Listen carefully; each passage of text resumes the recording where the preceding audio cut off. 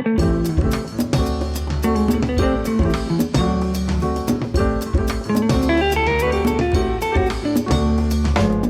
today we've got another keto coffee drink for you.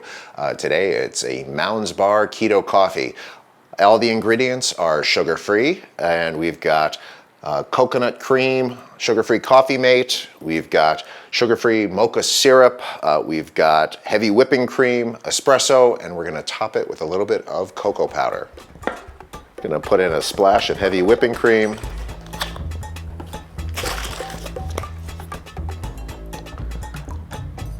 A little bit more coconut cream, and we're gonna give it 2 pumps of the mocha syrup. Now we're gonna take it over to the microwave and heat it for about a minute.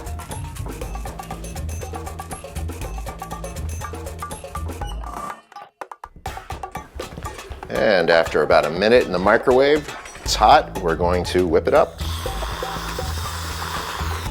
Definitely take your time with this, and it will slowly increase in volume. If you've never done this before, don't be discouraged if you go over the first couple times. It does take you a little while to get a hang of it.